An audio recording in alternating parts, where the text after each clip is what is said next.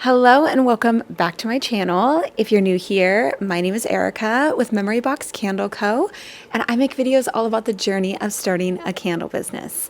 Obviously in a very different spot. I have baby boy with me, just so I'm able to film this video right now. Chris is in the candle room making candles for a bunch of wholesale orders that we're working on.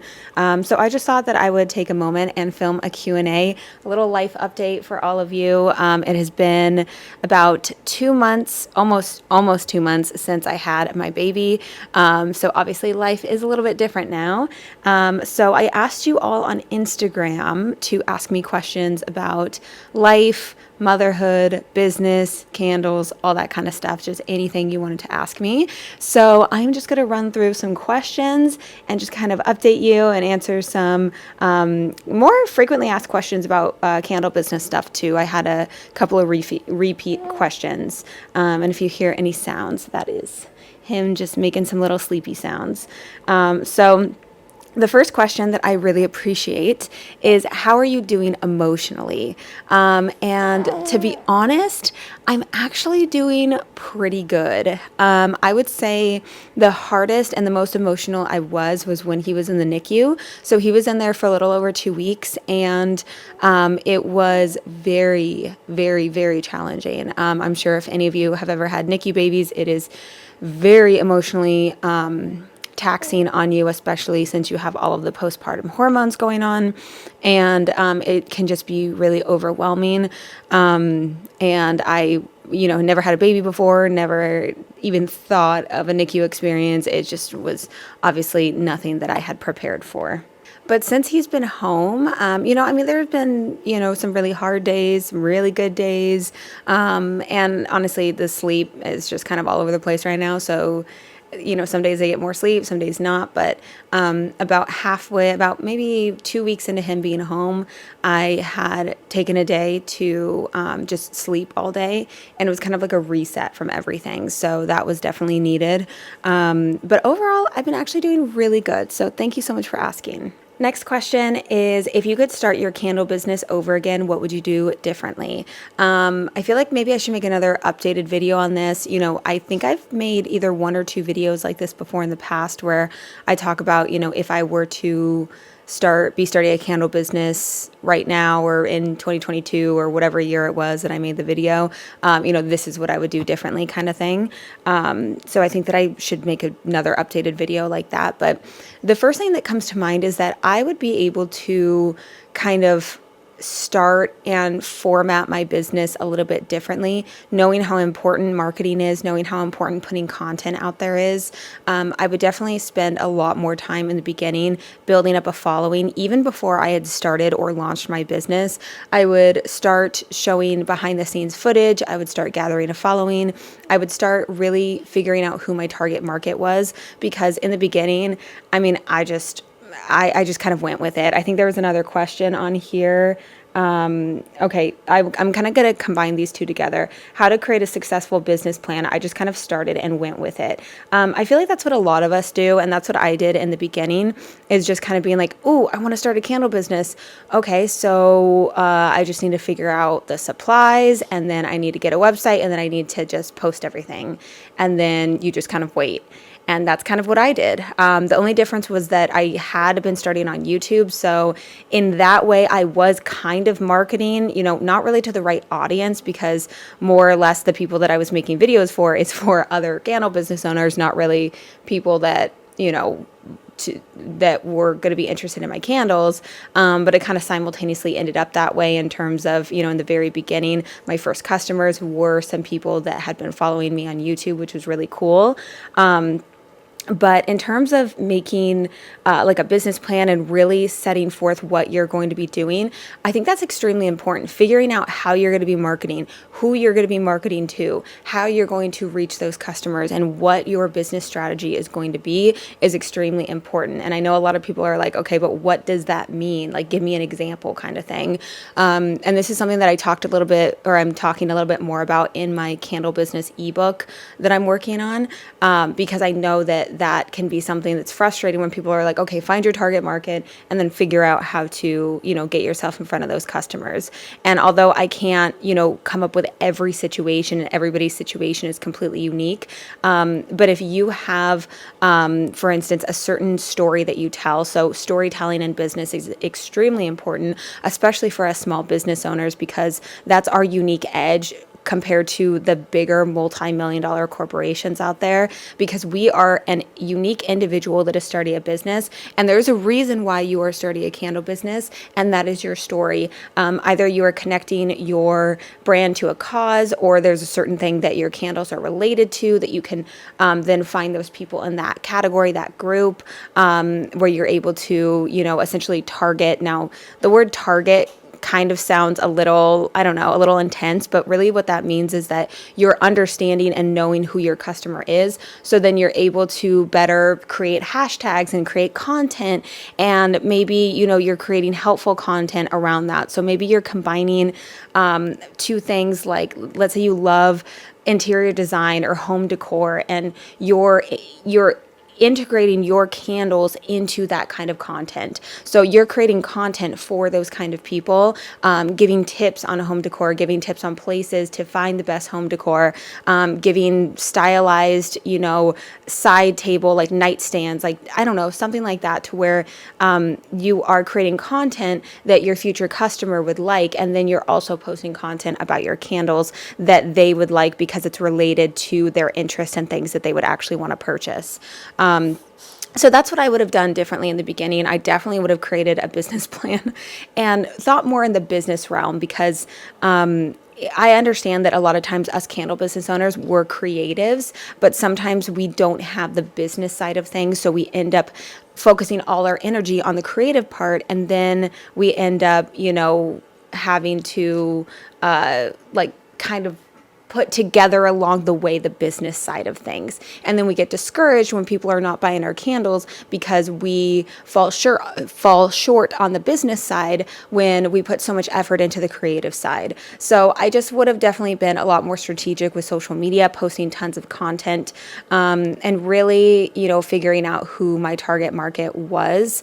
And although I really love how I started my business, the idea and the story and all of that behind my brand and everything, I think that I possibly would have done things a little bit differently in the beginning. But then again, I love my business name. I love Memory Box Candle Co. I love the message, the story, all that behind it. So maybe I wouldn't, because I wouldn't be the brand and the business that I am today. And I can always adapt and, change things moving forward, which is something that I want to let you know, is that if you're struggling and trying to figure out, well, how do I know exactly what I should be doing from the very beginning and that it's going to be right? It's not always going to be right. And it doesn't mean that if it's not right, then it's wrong. It's just the path and the journey that you're taking in the moment to then get to where your business is meant to be in the end. So that was basically two questions in one that I answered. So that was why it was a little bit longer in answering that question. And I also do want to make maybe like a podcast episode talking more about, the struggles of being a creative and also having to add in that business side, how we have to basically use two sides of our brain. We have that business, logical, strategic planning side, and then we also have that creativity that we need for the business as well. So I think that I want to create maybe a podcast on that. And then the next question is, I've been testing for a year now. How much longer would be necessary? So this is going to be individualized for so many different people. There are so many different factors that go into the testing process, and so many different possible products and vessels and jars and things that you could be potentially doing with your business. But I say, and this is something that I wish I would have told myself, because I launched my business after about 6 months of candle making and testing and, figuring out supplies and all that kind of stuff. And I should have waited longer. Looking back now, I really didn't have the best performing product. I think that I had overwicked and I had a too hot and fast burning candle. And I also, struggled with this other size vessel, and I just kind of put it out there even though I wasn't completely happy with it. And let me tell you, it is not fun to have a product out there that you are not completely happy with. It can cause unnecessary stress, and the last thing that you want is to launch your business and then not feel confident in your product, because that is the number one thing that we have to our advantage when we are creating our own product, is that it's your product and you are going to be selling it based on how well you know your product and how you know that that product is the best product, if that makes sense. So that is going to help you in the long run with selling your product and having that product sell itself and have return customers. So that's number one. So I can't tell you how much longer to test for.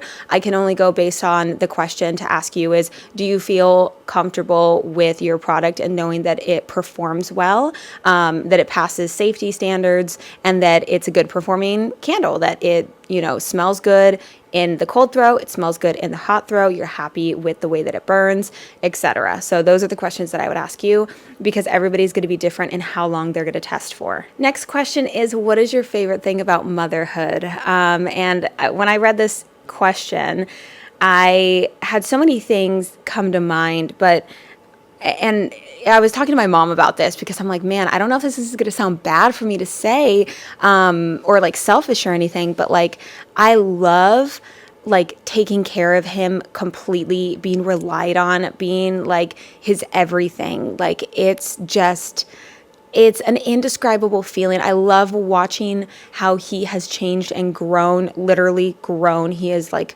growing like crazy. Like he's way heavier than he was when he was born. He's probably close to around 4 pounds heavier than he was when he was born. And he's filled out so much more. And it's just such an incredible feeling. And there are so many days where, it's really hard. It's really challenging. We're in a small space, trying to get used to his feeding and, his needs and his gassiness and all that kind of stuff, and trying to figure all of that out in a small area with Brody, our dog. And then we also have the candle room, and Chris has just been in there nonstop, fulfilling orders and all that kind of stuff. So there have definitely been, stressful things, and it's not perfect right now where we are and, what we have going on. But I still will be like, man, I have dreamed and wished of this for so long, and I just love it so much. And being able to cuddle with him is just the best thing ever, especially since, he was taken away so fast after birth. Like before I even had a moment to even register that like I just had a baby, he was taken from me. And it's just to be able to have him so close to me right now is just the best thing in the world. So I don't know if I really have like my favorite thing. I just love all of it. Even trying to, even the nights where he's like screaming at me and I'm trying to just figure it out, it's part of this journey of the different stages of him and his age. And I know that there's going to be all these different phases in life. So, but I would say the first thing that came to mind was I just love being able to take care of him, because when you have a NICU baby and you have to watch so many other people take care of your baby first and more often than you, it's really hard. Next question is just most recommended baby products. So I'm not an expert. Again, only have had a baby for, 8 weeks now, almost 2 months.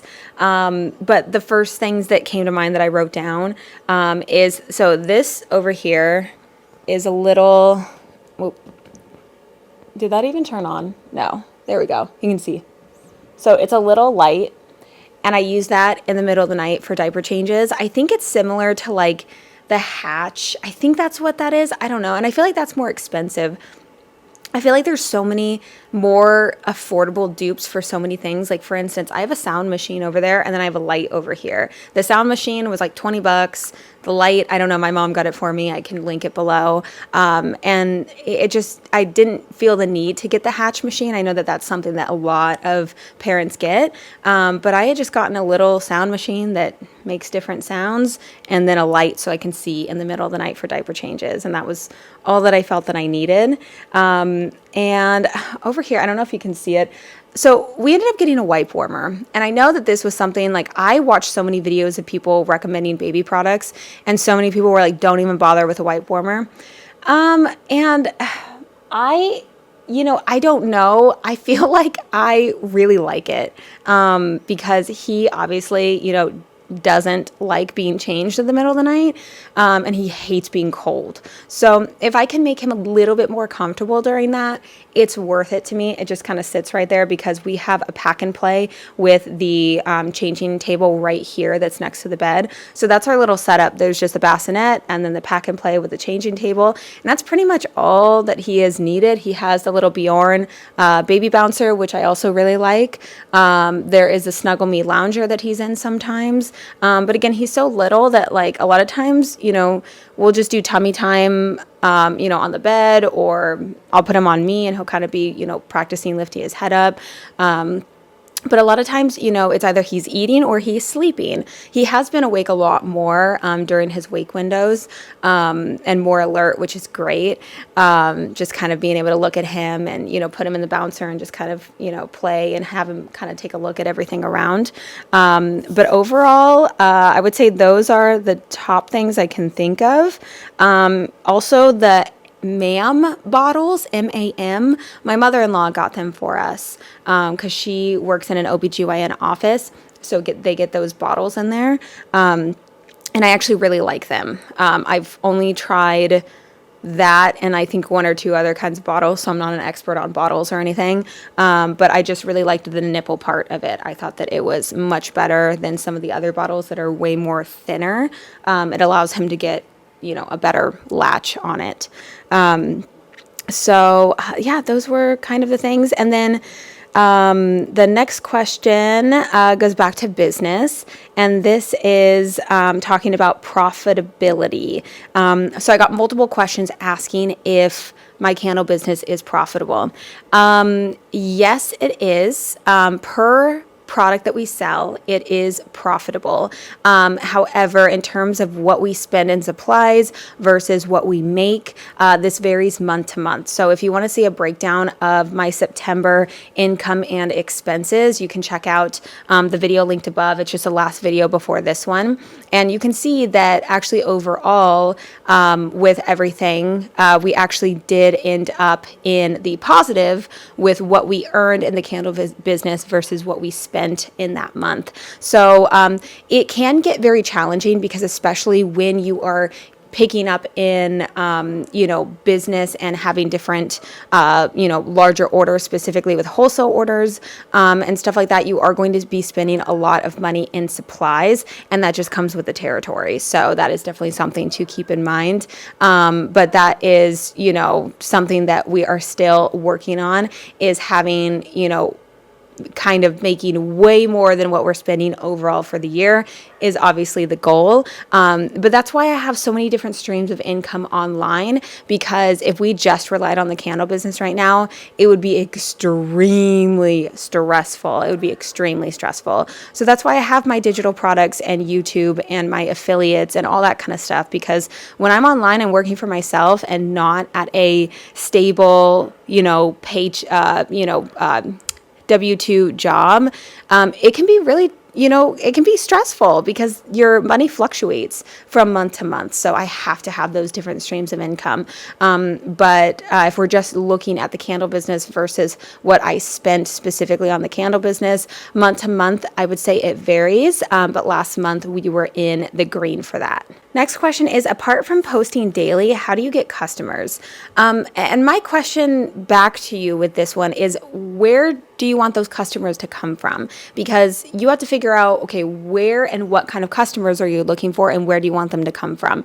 If you want them to find you on Instagram, then post you on Instagram making content to entice them and make them want to purchase your product is going to be the way to go there. If you're wanting more local customers, then I would say doing doing markets and getting your brand name out there and trying to be as active in the community as possible.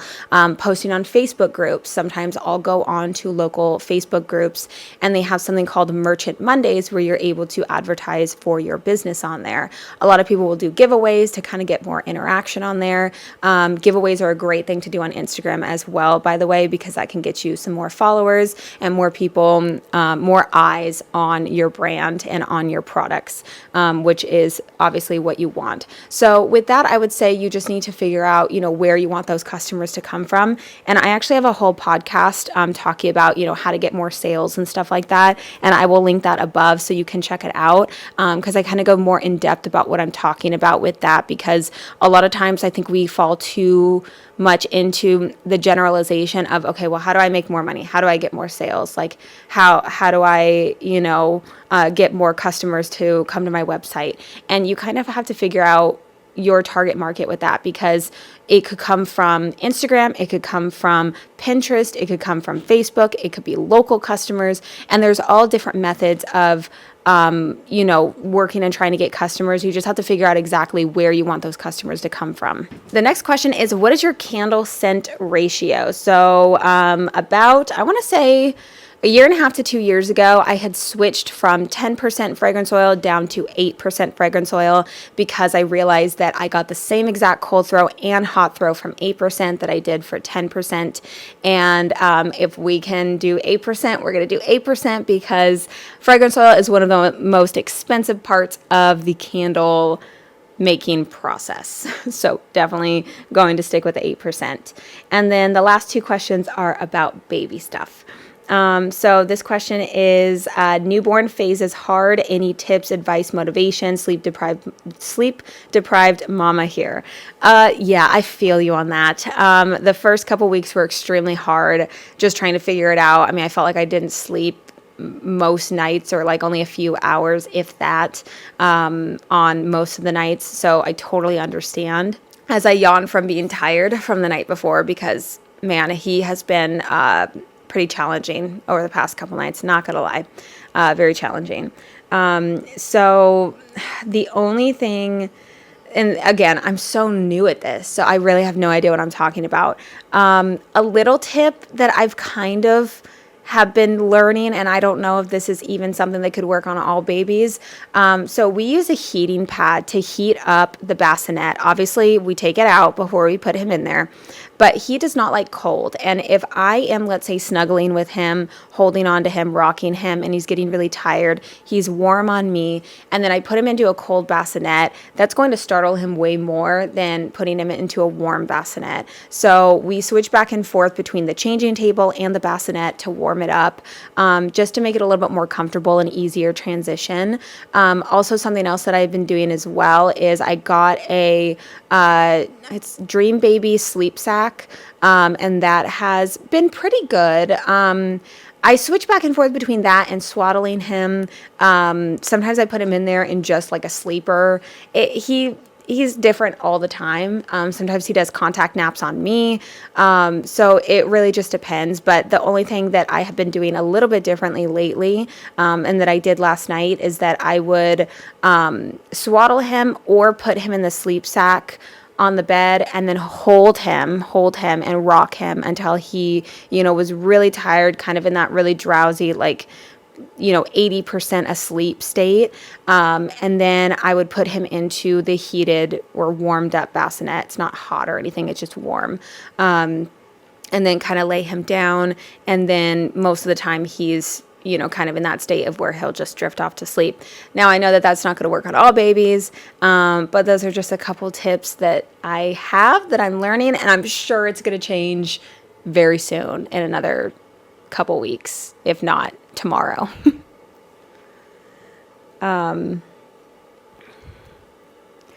And then the last question is, how is he doing between feedings? Is he a 2-hour, 4-hour, or on demand?